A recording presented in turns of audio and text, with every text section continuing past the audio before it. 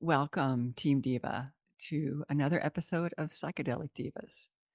Today's episode features Valeria McCarroll, who is a dear sister, who I first met at an underground psychedelic gathering in 2015. And that is back when we still kept such things very private and secret. Things have changed quite a lot in the last 9 years.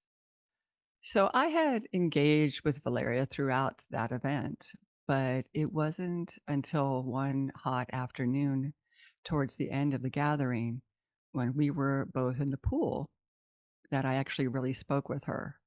And that's because I was so intrigued about the amazing tattoos on her back. And I will let her describe those herself, but I will say that that conversation magically led us into a deep, almost decade-long friendship where we have traveled many realms together in what is clearly a soul-designed alliance to meet up once again in this lifetime to play and learn together. So let me tell you about Valeria.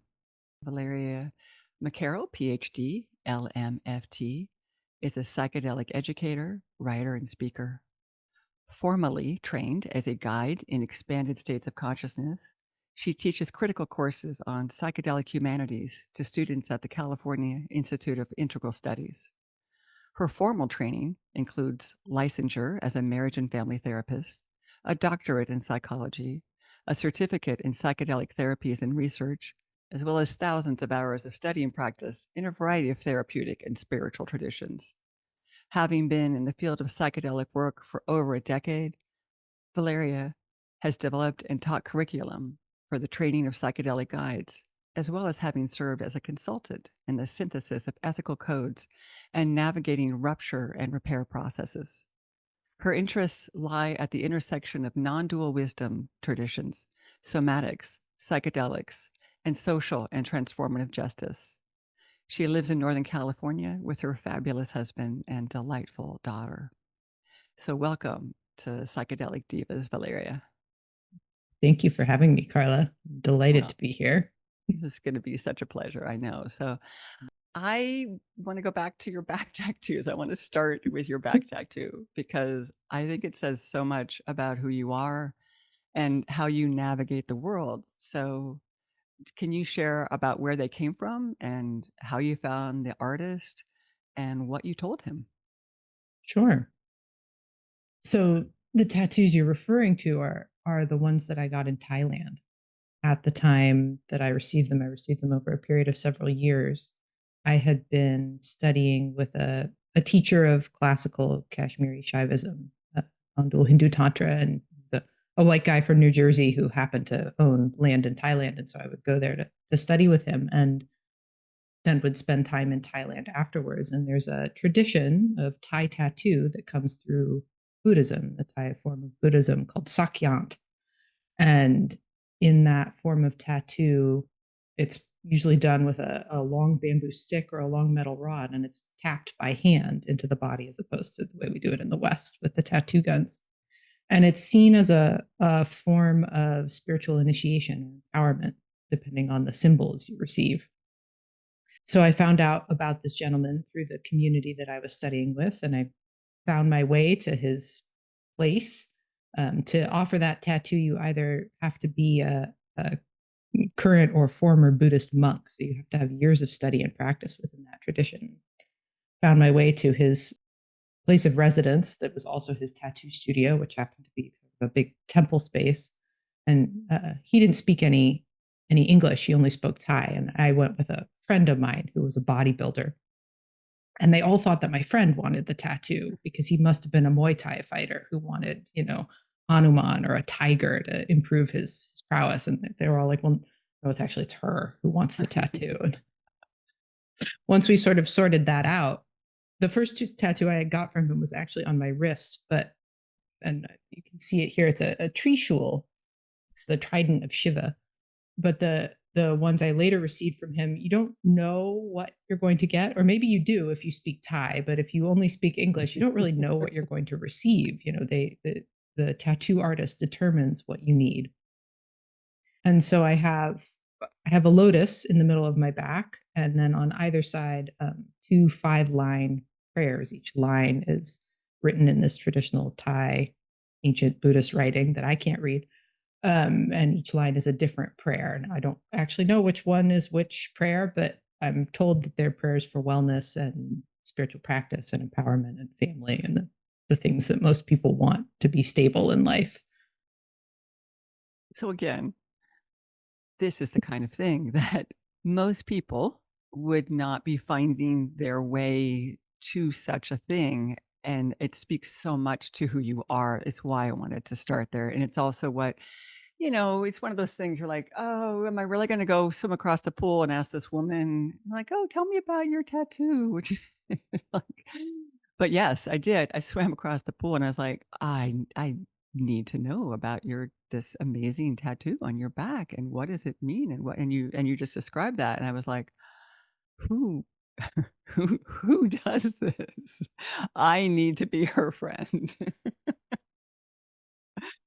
So that's why we're starting with why because I mean I had engaged with you at this event. You were actually part of the sort of the team organizing it. And so I think you might have even checked me into the event. So I knew who you were, but we hadn't really talked. But it was this moment that I think actually dropped us into a deeper conversation and more of a getting to know each other, which we've been delighting in ever since. So that's thanks for describing what made me swim across the pool. Well, I think it's perfect in some ways to find our way into a conversation about psychedelics because for me to do that, I had to follow some inner voice that was like, yes, this is a good idea. I should do Right. this. I should Yes. take a taxi into the middle of somewhere in Thailand and find someone I've never met and be held down by 8 strapping young Thai men while this person stabs things into my back and have no idea what they're going to do. Um, which as I did it didn't seem like a big deal because that voice is so strong in me, and I think Mm. that that voice of intuition or the inner healing intelligence or one's guides is so deeply connected to navigating psychedelic realms as I think about it in this moment. But I love that we're starting there. Well, it is that place of following your intuition and following that inner knowing. And yes, I have found that for me, psychedelics helps me to connect with those inner voices, whether it's just a deeper part of myself or external guides. I won't know till I cross over on the other side, for sure. But I do know that when I do listen and I tune in and I follow, most of the time I find my life flows and it's in better alignment as a result. And the synchronicities that happen are more magical than I could have just brought into by myself. So yes, the fact that you were like, sure, I'm going to go do this really, really speaks to the fact that you were already deeply aligned and in tune with that inner knowing. And was that because of why was that? Was it because of psychedelics? Was it because of what you were studying? Like, where do you think that really got honed for you? Well, certainly psychedelics and expanded states have helped me to hone that. At that point in my life, that was sort of the beginning of my time with what I would call intentional psychedelic work or maybe healing psychedelic work. I had explored psychedelics recreationally before that. But there's been a parallel interwoven two tracks for me of psychedelics and spiritual practice. And I was going and doing these long retreats. I'd go on retreat for a month and be in a contemplation of death and dying and the expanded state that a retreat can precipitate, very similar to psychedelic states, maybe somatically a little different in the ease of navigating the world, but there's a similarity and kind of the awareness of one's internal landscape and the voices of guidance or intuition. I think we're certainly heightened as a result of that. Mhm. Well, so I know that you, as I did, that you had the, I'll say pleasure, although deep psychedelic work is not always a pleasure, but you had the pleasure of working with Ralph Metzner, who, for those of you who have listened to me before, Ralph was my teacher for 22 years. So can you share about your experience? What was your experience of Ralph? Sure. What did you learn from him? Sure. Well, I had to do that. I have to tell you how I met Ralph for the first Okay, time. good. Let's start there. So I met Ralph when I was in my PhD program at CIS, Mhm. and I was TAing for a class, Expanded States of Consciousness and Psychotherapy. And the teacher of that class, Françoise Borzat, had brought in Ralph to come and speak to the class. And I was meeting them in the cafe before the class happened. And I'd known about Ralph for Right. years and idolized him. And I was gonna tell him about my THD process, and he was going to tell me how wonderful I was and affirm to me my magical nature, and all this projected sort of teacher stuff.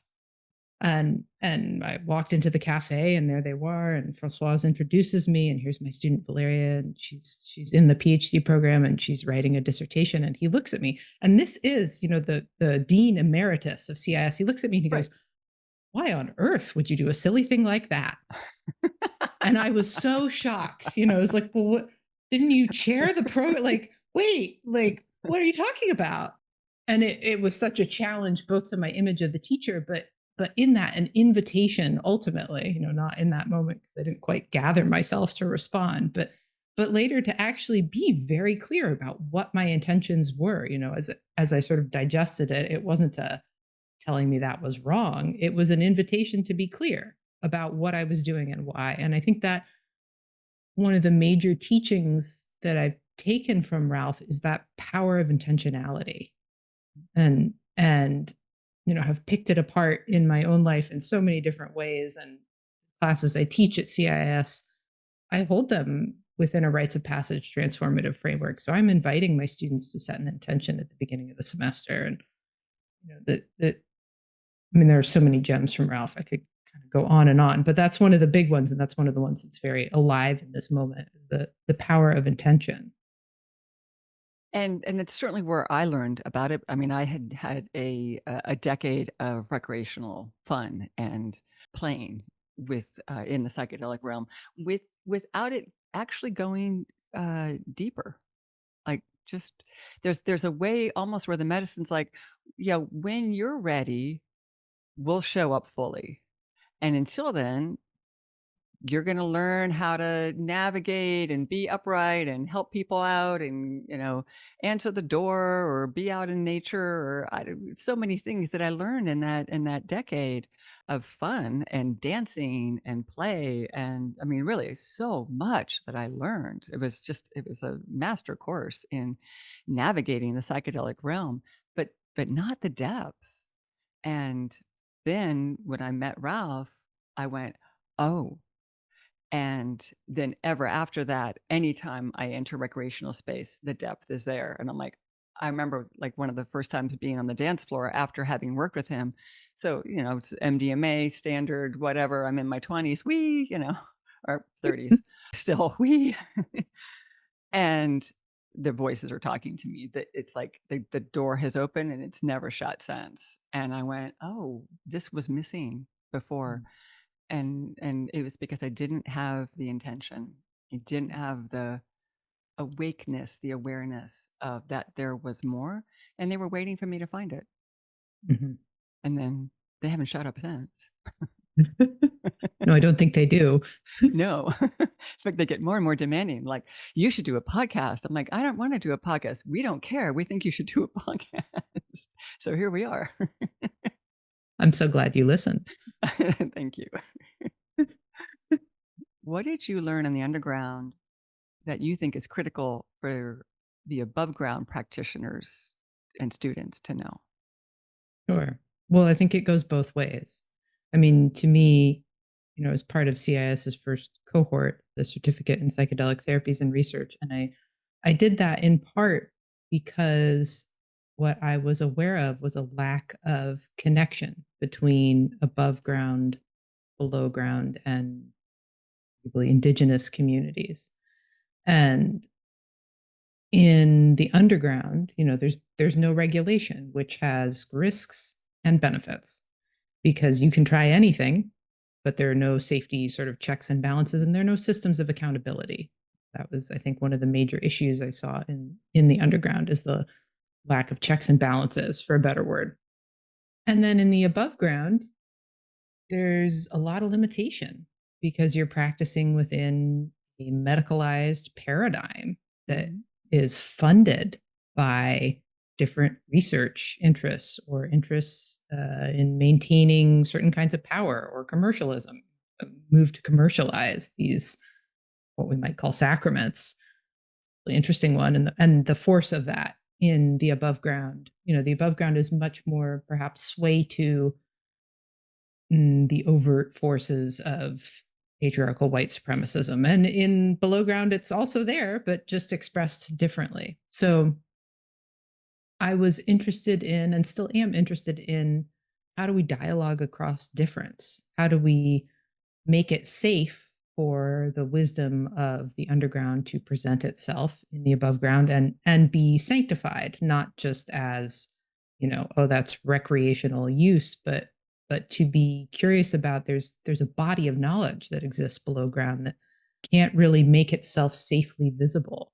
Last year at the MAPS conference, you spoke on the seat of the guide. And by the Mhm. way, y'all, she got a well-deserved standing ovation. I went to a lot of talks at MAPS, and there were not a lot of standing ovations. And so you can find that talk, I think, on the MAPS website. I know it's Mhm. certainly available to anyone who attended MAPS. I'm not sure if it's open to the public or not. Do you know, Valeria, if your talk is I open to the think you public? you can pay and Okay. then watch it. Okay. Well, I would say that it would be worthwhile to pay and then watch it. So, what do you mean by the seat of the guide? Great question. So this is where that those two tracks that I mentioned earlier start to weave. So I'd studied in this school of classical Kashmiri Shaivism, which for those of you who that's a So, weird phrase. yes, Uh can that's me. Can you like just pick that sure. apart and explain that? Yeah. And I've known you So forever, and I'm still like, wait, what? it's fair. So the word I can throw up that most people can relate to is it's a Hindu form of Tibetan Buddhism. But specifically Shaivism is a form of Hinduism that worships the Hindu god Shiva that comes out of the Kashmir region of India, particularly in the ninth to 13th centuries. So that has been a living tradition, right? Much like Tibetan Buddhism, it's been around a long time, but there's been lineages of teachers. And I stumbled upon Kashmiri Shaivism when I moved to the Bay Area in my early 20s. And as I began to find my way into it, was like, wow, this is just articulating everything I've thought about the nature of reality, but never actually put into words. And it just seems very sensible. So, it's a non dual wisdom tradition. So the basic tenet of it is everything is interconnected and everything, kind of like string theory, we're all connected by strings. And when we pull on them, we affect each other in a nutshell. So, in that tradition, I learned a lot about the nature of spiritual practice and yoga. Yoga is the physicalized practice of that tradition, but practice as a discipline, as becoming a disciple to something. And ultimately, I left that school because the teacher and I disagreed about the place of psychedelics in spiritual practice. Started working with ayahuasca and having a lot of what felt like expansions and realizations and integrations of material that had felt very theoretical prior to that, and brought them to him, and he was like, well, that's great, but you can't do that and be a student in my school. And I was like, all right, thanks so much, gotta go, see you later. But the wisdom of those traditions very much stayed with me. And when I found my way into psychedelic work, particularly, I would say, in its like contemporary forms where there isn't a long, maybe lineage of practice behind it or framework and orientation. I found that the framework that I had, that I had studied and integrated, was exceptionally useful in making Mm. sense of and digesting my experiences. And I saw in others who didn't have that framework a recapitulation of kind of this guru disciple dynamic where they would look to the space holders and the sitters and the facilitators to tell them what had happened in their experience. So, all that to say, the seat of the guide, the word asana, yoga asana, the word asana actually means seat, right? posture, alignment. And in my own training around guiding and my own practice of it, it's become clear to me that it is a practice of cultivating and awakening a certain kind of seat. And I use that both in the physical sense, but also in the psychospiritual, that there's an alignment that is asked of a guide or that is invited of the guide that is physical, emotional, mental, and spiritual.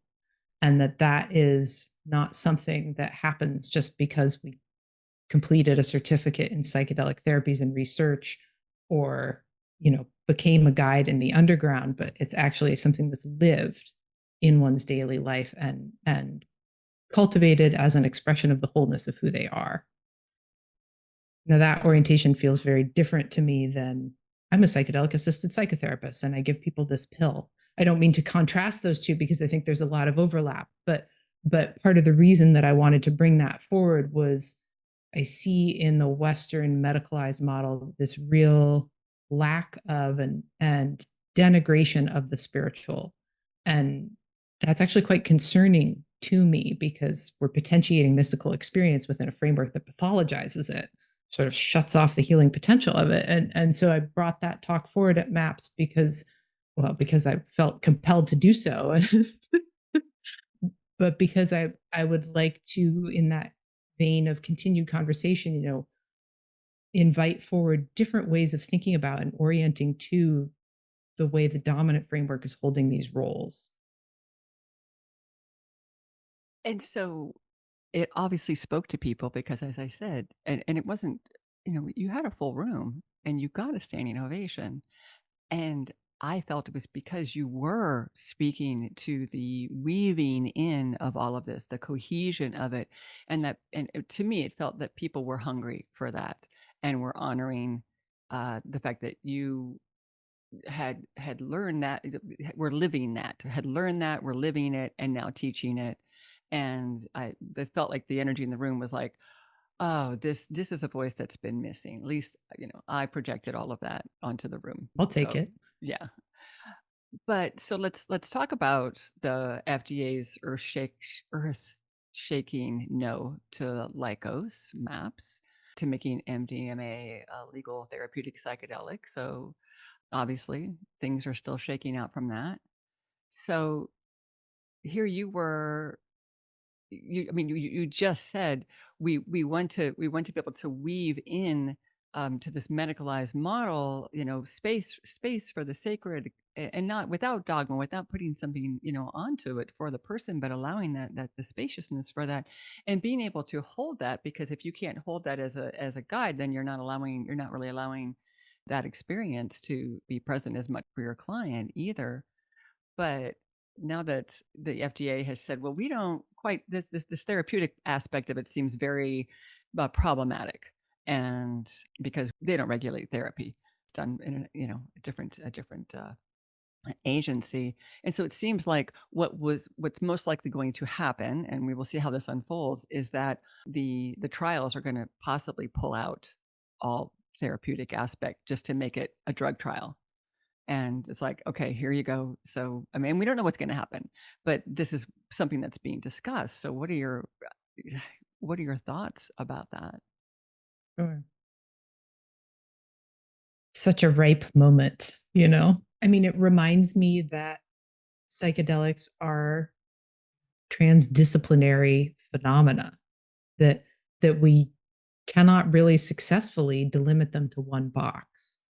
And and I think that's some of their power, right? And some of their challenge is they'll remind you that you're not in a little limited box and that they're not in a little limited box and we are all connected.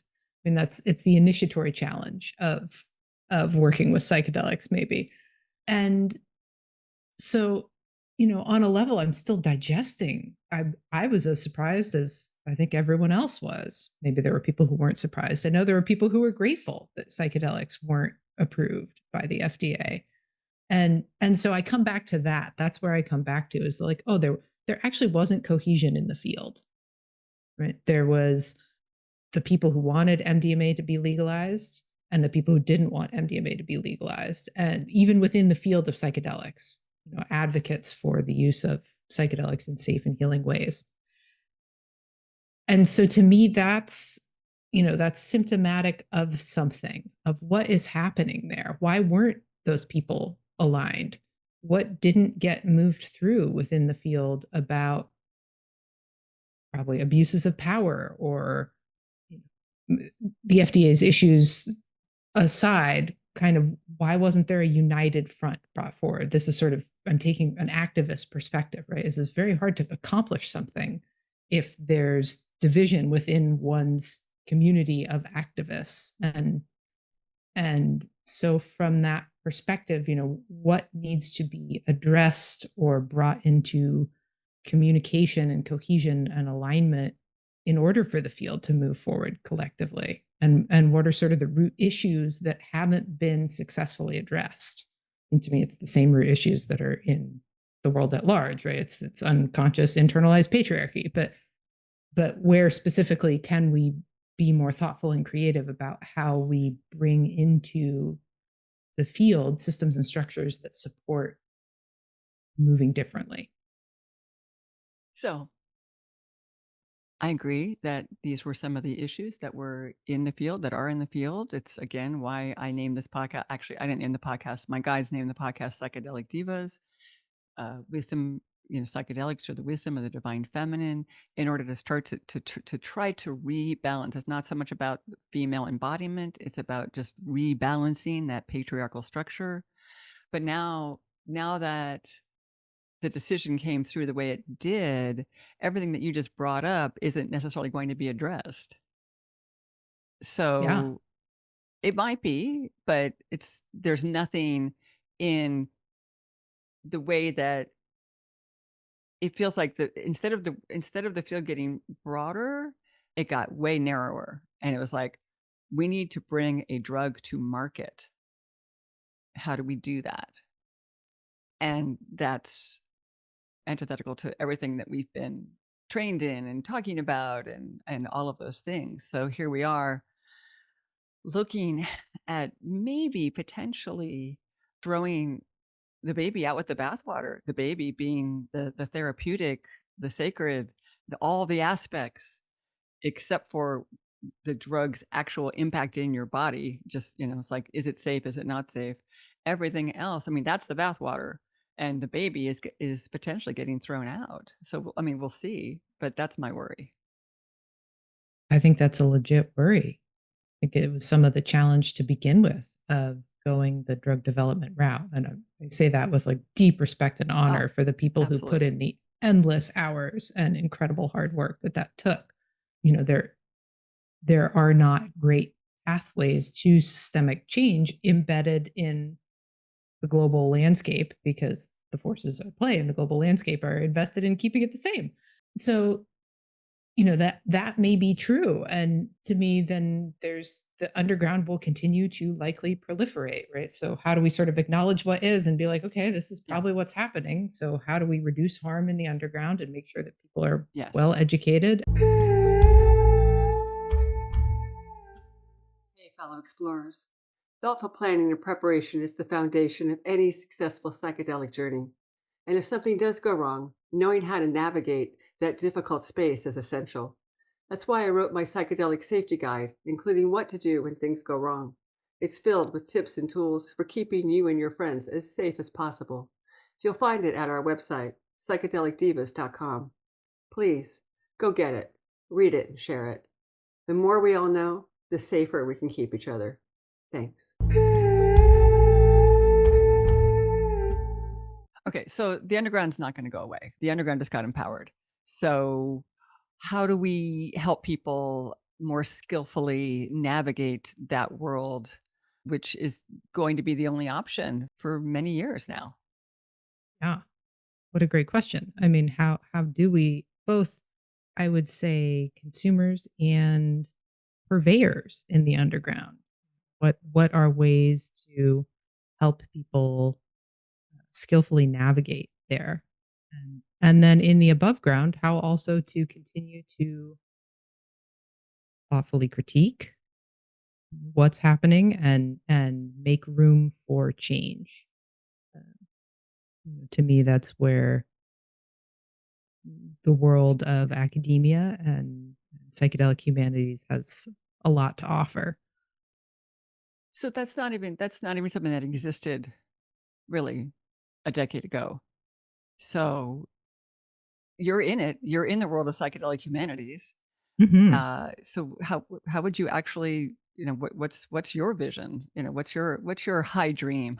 What's your high dream for this a level of above ground awareness training? Because it's not, there's a lot of training programs now, Hmm. but so this is actually how would you differentiate psychedelic humanities from a standard, here's your $10,000 to your training program and you get a certificate. Yeah. A training program is empowering someone to be a practitioner. I don't necessarily see psychedelic humanities as working to do that specifically, though that could be included. To me, psychedelic humanities are the ways in which we can expand and explore the boxes that we're potentiating that practice of therapy within to begin with. And to be like, is this box actually the best box to be doing this in?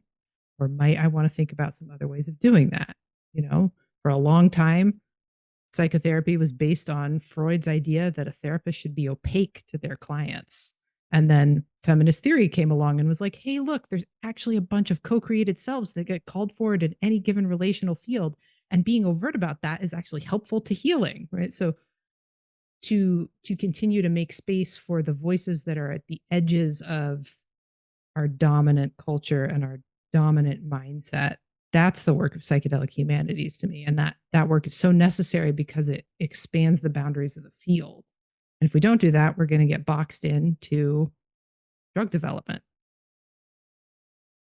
Okay, so let's talk a little bit about psychedelic containers. Okay, Mm-hmm. let's first of all even just describe what what when I say the term psychedelic container, I'd like you to give us your perspective on that, and then what kind of container supports meaningful healing experiences. Yeah. Coherent, resonant, aligned containers support healing experiences. We'll just put that over there. To me, container is what we like to call set and setting. But in that, the physical place and what's in the physical place, seen and unseen, the other people in the space, a person's mindset, their sort of present moment sense of coherence. So how much sleep did they get last night? And what did they have for breakfast this morning? And kind of their physical well-being, how resourced they are, their emotional landscape. Did their mother die 2 weeks ago? Are they about to get married? Kind of what's happening in that flow, their mental orientation.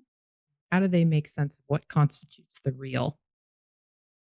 And their spiritual kind of state in relationship to concepts that are greater than the singular self. So all that. And then within that, I would caveat that container, I think we get stuck in these boxes of like container is the thing I set before the experience. And once I set it, the container is there and then I'm done with the container. And and the challenge I would offer to that is this fabulous woman, Karen Barad, who wrote a book called Meeting the Universe Halfway that I would only recommend you read if you like really long expositions on feminist quantum physics. But in it, she wrote matter is an interactive process that's shaped by culture, right? This interactive process of becoming. So that moving from this, like, oh, matter is this stagnant entity that doesn't change to actually no, container is a living being that's a co-created field that's shaped ongoingly by how we're showing up and what's moving in the moment and our intentionality. And that container can be not controlled, but partnered with, right? One can partner with the field in order to shape its becoming. Okay, so what are some of your favorite ways of shaping the field that have worked for you? And I know that you have some I mean, there's certain things. I mean, I know that somatics are an important aspect of your work. Obviously, there's just having clear agreements, that kind of thing. But I know that you also use other frameworks like Tarot and Scent. So how would you describe those kinds of aspects and their impact on that flux that you just talked about of the container? Sure. So I just threw a bunch of stuff at you. it's great. I love it. It's a good challenge. I can talk about scent first because it's perhaps an easier one to articulate. So I am a somatics nerd. I'm a deep apprentice to the body and the fascinating intersection of material and emotional and spiritual and psychic phenomena that is the intersection of the body. It's our little vehicle. It's our chariot of consciousness. And in that, I'm very interested in psychedelic space interventions that work with the body because the body is immediate. It is here and now. And so it's interventions with the body can have a powerful impact. So movement, touch, music, blindfold on, blindfold off. What are you looking at? That's also a fascinating one. But specifically scent. Scent is fascinating to me. I have my little bottle of oil right here because it, in terms of how the brain is wired, tends to bypass the areas of the brain that are associated with making up a lot of thoughts about an experience and go straight instead into the emotional center, the part of the brain that forms during embryonic development. In terms of our sense organs, that comes first is our scent bulb, and so it's one of the last senses to retreat, they say, at the moment of death. I was actually reading an article the other day that said maybe we actually have two noses, right? Because of the way the brain is wired, we're perceiving differently through each nostril, which totally blew my mind. So scent is a really powerful way of intervening in the course of a psychedelic experience or steering it. And in that, I would caveat, there's a lot in the above ground today about non-intervention, and that I'm all for not intervening in ways that put our own experience as guides onto someone else. And at the same time, our presence in the room is an intervention. And so if we just understood that that was true, we might get more curious about how we could use interventions to help people. My little rant about non-intervention. So scent, there's long lineages of practice with the plants, not just the psychedelic ones, but plants are sort of the original sources of healing, and different plants can affect our nervous system in very different ways. So if someone is having a very difficult experience in a space, oh, what would some lavender do? How might that help? How would that be different than, say, helichrysum or frankincense or these different ways of working? And then also to acknowledge that anointing, the practice of working with oils, essential oils that come from plants, comes from very early Gnostic Christianity. So it's actually a whole lineage of practice and tradition in and of itself. I love scent. Scent is an extraordinary way to expand and recenter oneself. And then, tarot. I mean, I love the tarot. To me, this is also about the framework, right? There's what's visible in the field, and then there's what's invisible, what's not seen, what's happening kind of in the dark matter. And this is just my own orientation, right? I wouldn't put this on anyone else because some people find tarot to be very woo. There are traditions of quote unquote reading the field.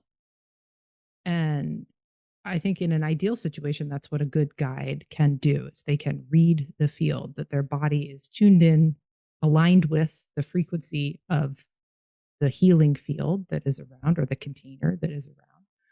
And based on their own tracking of their nervous system, be curious about or bring into the field different ways to potentiate it, to support alchemy in it, to um, move the energy in a liberative fashion, hopefully. So that hopefully is what a good guide to do, right? Sort of oracular in their capacities. But there are different ways of working with that. And one of them is tarot. to just be like, I'm just going to assume that my body knows these 72 cards in this deck and is going to pick exactly the right one, even though I'm not looking at it. And from that, I'm going to learn something about what's happening in the field. And to use that information either as I love tarot for preparing for an experience. I think it's a really useful way to stir the negredo of the unconscious, so to speak, but it's also useful in integration or in actually in those spaces. Say I'm feeling stuck and I'm like, oh, I'm going to pull a card and I pull the 5 of Earth. This is the nadir. This is the low point of the entire pantheon of tarot, right? And I'm like, yeah, that's exactly where I am. I'm stuck.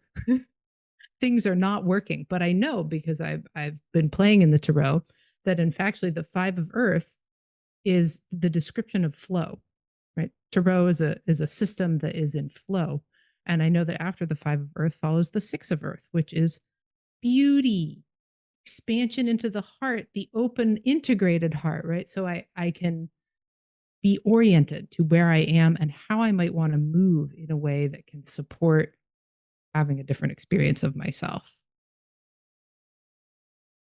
So I love that. I love the depth, obviously, that you have. I know you've done a lot of study, a deep study of both scent and tarot.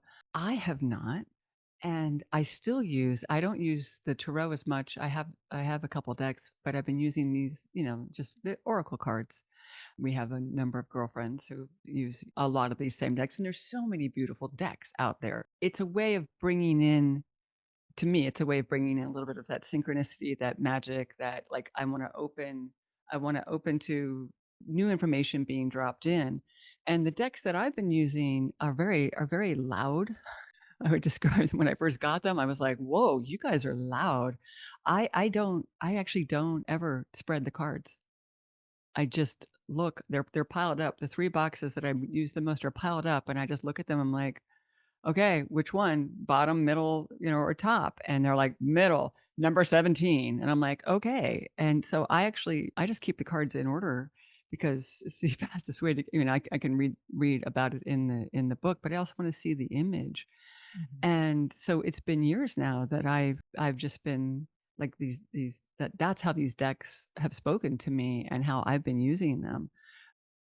They've been really powerful, and there's been almost like mystical alignment at times with them.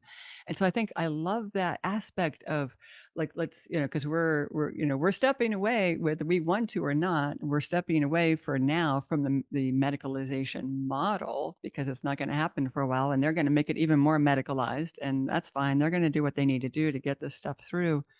And now those of us who aren't on that track can maybe spend more time teaching and bringing awareness to these other aspects of the container.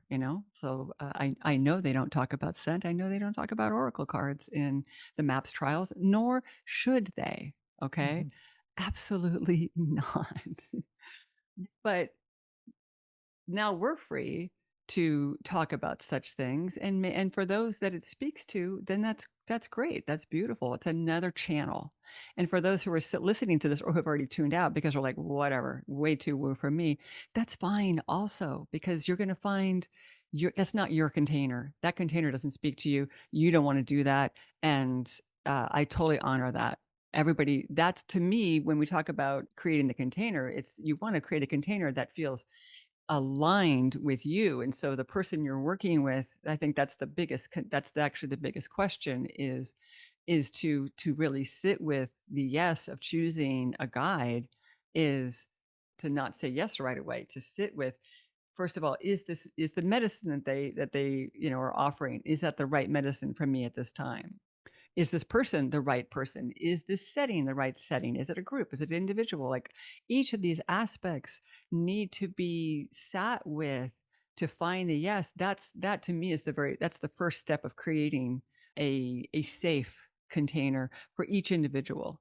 Because if something's off in that, then the experience will be off. And it's really trusting that inner knowing. It's really trusting that your intuition, even though you're like, I don't know, I've never taken MDMA before, but the way that person described it doesn't feel like that's what I want right now, or what I'm needing. That actually feels unsafe to me to be that vulnerable, especially with someone I don't know. So maybe the way this other person described psilocybin, that actually felt more aligned in my system, and that person actually seemed safer to me. And you can't actually even describe it, but your body knows, your psyche knows, and that to me is the core of what goes into creating a safe container. Even if you have no idea what what your dose is, or what the medicine is, or who this person is, and you're just feeling into this for the first time, it's trusting your animal body to know its intuitive yes or no, and if it's a no, to fully trust that, and don't move forward. So to me, that's the most important aspect. That's the most important framework that supports a good container, is listening with all of your brain. So the gut brain, the heart brain, and then this one can come on board last. But if the body and the heart, if those two aren't in cohesion with a yes, then I don't see that that any kind of container would really be the right thing. So Well, those are my thoughts about that. But I mean, I love it because I think what you're speaking to is inviting someone into like resonant alignment with themselves and to move from that place of the coherent self in their truth, whatever it is. yeah. And that being sort of a charge for both consumers, but also purveyors in the Mm-hmm. field, not to bifurcate us into those categories because we cross boundaries, right? But that kind of way of being lined up is essential. And in fact, that's where harm happens, is when we're not lined up in that way, either from unconsciousness or betraying ourselves, or whatever it is. But um, And one of the ways that I think that this isn't working is there's a lot of packages being sold now. So mhm. it's a package of 4. You're going to come and you'll do this and blah blah blah. And so people who have no idea, they're like, okay, well, that's how it's done. And so just to speak to the fact that no, there is no way that anything is done. Okay, it's you co-creating your container with your guide. And I mean, when people come to me for integration coaching and they're like, well, actually I went to the third one. I'm like, so why did you go to the third one? Oh, well, it was a package of 4. I'm like, so there wasn't a calling, there wasn't a yes, there wasn't a this is the right time for me consideration. It was just, I was sold a package of 4. And sometimes people are like, actually, I probably wouldn't have gone back, but it was a package. And so, and to me, that's creating a false container. That's creating a container that's for the provider, not for the client. Yeah, I mean, my hope is that psychedelics serve our self-empowerment, and so that, at least for me, that intention is at the root of all container creation, and the way I move in the work in general. And that is some of the challenge of above ground settings, is that they're sway to people needing to pay the bills. Right. um that's true of below ground Yeah. Yeah. containers too. Hey, uh it's true of just straight therapy. I mean, it's just the way it is. Absolutely. Yeah. Absolutely. And so I think you're pointing to, in terms of harm reduction, how to really empower people to be deeply connected with that voice of knowing, and or to be curious about the places where one overrides it, or is disconnected from it, or denies it, or all the things we do when our Which body is is telling us something. it's a place of learning, right? So it's Absolutely. only by overriding the inner knowing that we learn, oh, that was a bad idea. Mhm. Mhm. So I To want to practice. I want to honor, and hopefully it wasn't, something that was terribly unsafe. That's the Yeah, or the hope. caused irreparable harm. Right. Yeah. Okay. So because this podcast is billed as psychedelics, or the wisdom, the divine feminine, what is your perspective around the divine feminine and the role that energy might or might not play with the future of psychedelics? Sure. I'll say I'm a deep, lifelong devotee of the divine feminine in all of her various and variegated forms. In traditional non-dual tantra, they say that the entire cosmos is the manifest body of the goddess. Everything, all of this, we're just all the manifest body of the goddess in kind of her cosmic orgasm as she realizes the fullness of her own nature. And then I could also look at, in the framework behind Tarot, the divine feminine is Binah. She's the power of three. She's the power of creativity. She's the empress. She's the doorway to creation, through the gateway through which all life flows, the yoni. And in that framework of Tarot, she is receptivity. And I don't mean that in like, I take everything even though I don't want to, but she is the inverse of emission. She is the negative pole of the electromagnetic spectrum. And she's darkness. And there are so many ways in which I think collectively we've kind of gotten caught in the positive aspect in Hukmah, we would call the masculine dimension of the Tarot, and kind of in this driven forward into life. I'm going to accomplish things. I'm going to conquer things. I'm going to do things. My life is going to be meaningful. Look at me. I'm awesome. And in the Tarot, those are two pillars in what we call the tree of life. And if they're not in balance, the tree doesn't grow up towards the sun, right? It grows to one side and falls over and dies. And we get to try again, and that's fine. But to me, the divine feminine and my devotion to the divine feminine is a devotion to a rebalancing of those polarities. My exact word is rebalancing, not tearing Yes. down, just rebalancing. Right. I mean, to be fair, Kali will come cut your head off if she thinks that's what's going to serve the awakening of your ego consciousness. So sometimes there is tearing down, but and I do think that collectively we have a lot of reconciling to do with what death is and the liberative possibilities of tearing down, whether that's like dismemberment of an internalized structure of patriarchy that doesn't work very well, or the dismemberment of the ways in which the medicalized model denigrates spiritual emergence as a pathology. There are places that need to be dismembered, but ultimately that dismemberment is in service to rebalancing. It's not dismemberment for dismemberment's sake. And I think that's where the wounded feminine can be problematic, right? Is where that aspect of undoing or death is denied. She'll come for you. Let's just talk about how non-duality blends with I mean, you spoke a little bit to it, like, so the non-dual nature, but it's still saying everything's from the goddess. So non-dual, so everything being one, but maybe masculine and feminine, maybe it's actually not important, yet they've always been a conspicuous feature of how we humans hold the divine. We've always had male and female goddesses and gods, and there's, and we're modeling everything on us, I know, but there's that place where this has been the tradition, long held tradition, centuries and centuries of, there's been an honoring of feminine energies, masculine energies in the divine.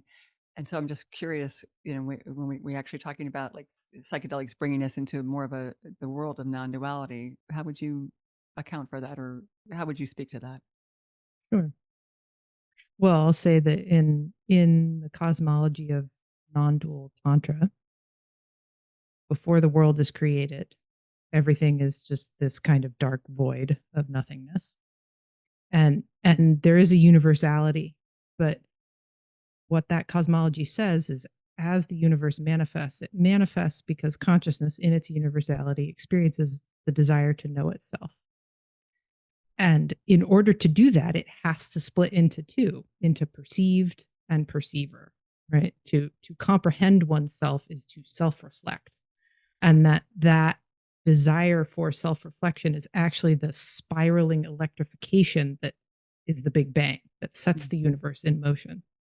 So the thing I like about non-duality is there's kind of room for all of it. It's like, well, yes, that's true, but also it's all connected, and that we've forgotten that it's connected, and that some of the invitation of psychedelic work is to remember that, to recognize that both inside oneself and outside of oneself.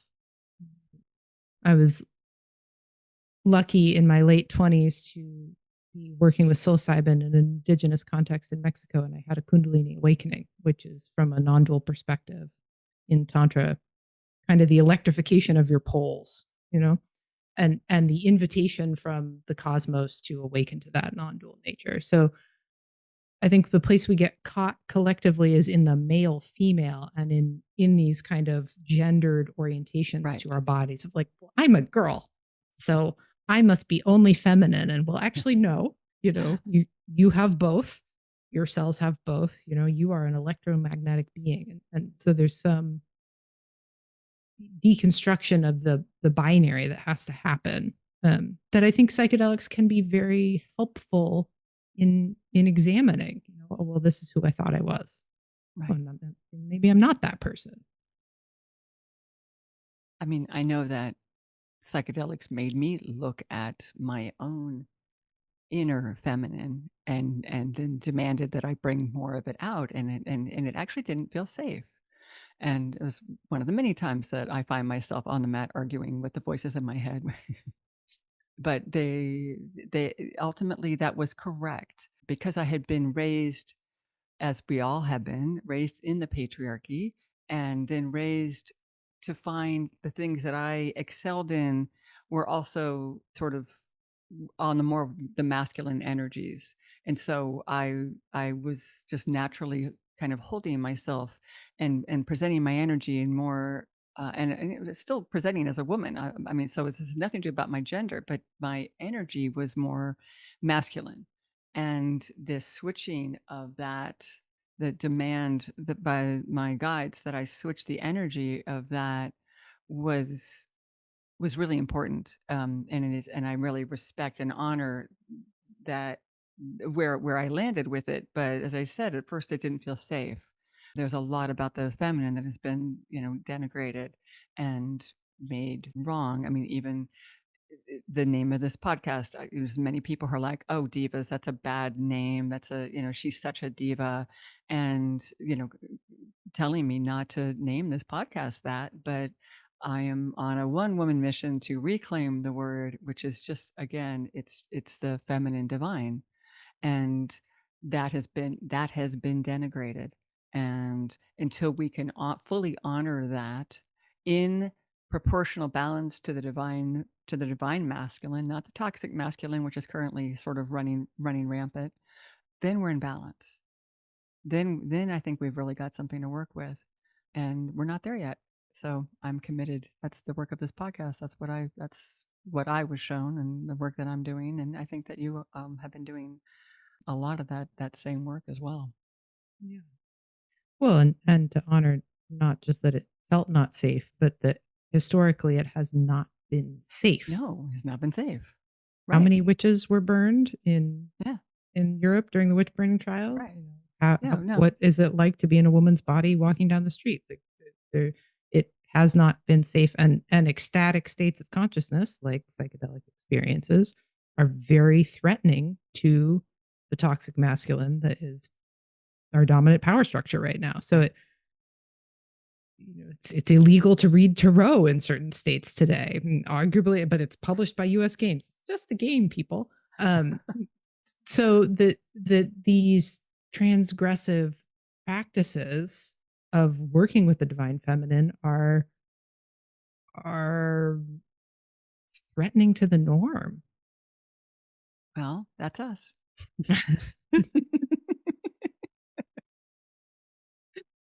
I think we could end on that.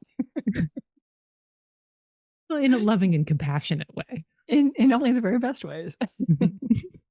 So, Valeria, my sweet, thank you so much for your time and your devotion to this work, and to making sure that it is held in the highest integrity.